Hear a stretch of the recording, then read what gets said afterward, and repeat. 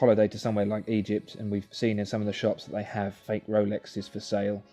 They're usually pretty rubbish. You can tell from an arm's length that they're not real. The dates are stuck on, pieces are falling off, the quality is absolutely rubbish, and you usually cut a finger on some of the sharper edges.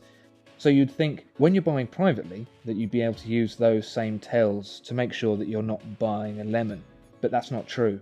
Fake watches now are getting better and better, and we're here to help show you why you need to be extremely savvy if you're looking to buy a pre-owned watch. So why are these fake watches getting better? Well, in the Far East, in China in particular, they've been faking things for a very long time, and practice makes perfect. They are even faking the machinery that the Swiss use to make these watches, so the final tolerances are getting better and better. They even go so far as to fake cars. The Land Rover Evoque, for example, has been duplicated both inside and out, and sold in China as the Landwing.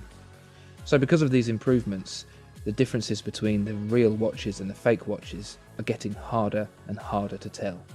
And we're going to show you some of the very, very fine differences between the two. Unfortunately, the differences between the two are very subtle, so we're going to have to show you in extreme detail how to spot the difference between the real and the fake. First of all, we'll start with the case. There's actually no perceptible difference, even with magnification, between the size and the shape of the case.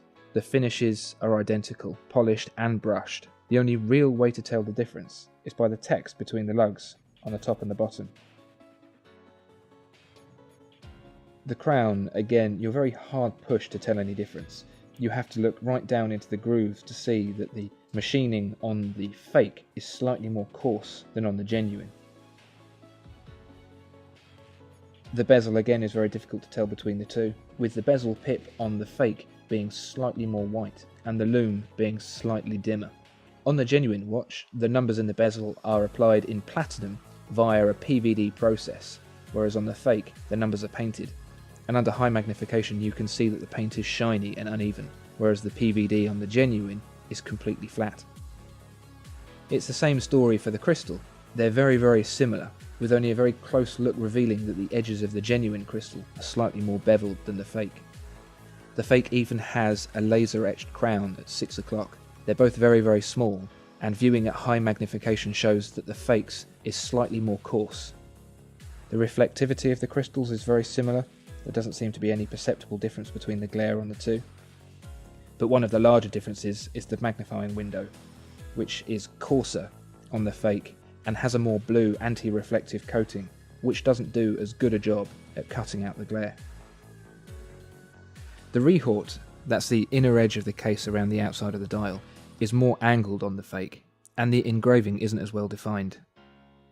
On the dial itself, the markers are ever so slightly more rounded on the edge on the genuine watch.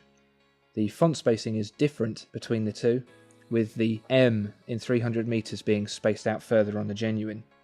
Although the print quality is almost identical between the two, the thickness of the print on the fake is thinner than the genuine, and so the paint itself appears slightly more grey than the genuine.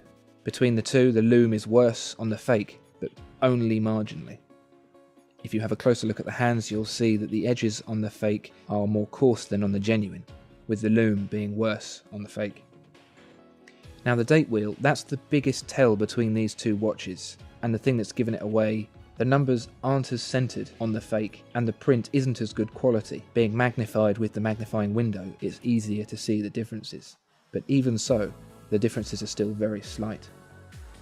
If we turn the watches over,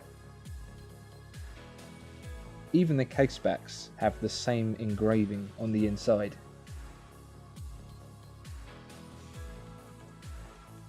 When we take a look inside the watches, it becomes clearer which is the fake. The genuine Rolex, of course, has a genuine Rolex 3135, whereas the fake has a fake ETA 2824. It's actually a fairly good copy of a 2824, but is nothing like the 3135. The bracelets tell a similar story, with the links and the clasp being very, very close to each other.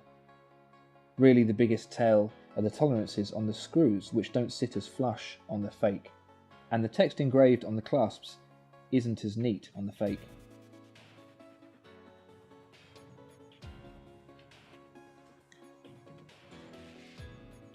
To show just how close these two watches are, we'll put them on a scale. There's a genuine one, that's 80 grams, and the fake, 76 grams. 4 grams difference between the two.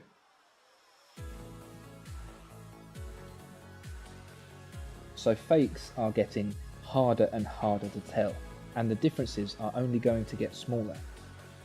There are even forums out there that cater to fake watch enthusiasts, where they tweak the watches with custom parts to improve them, spending thousands on their hobbies. So if you want to buy pre-owned, you need to be careful, especially when buying privately.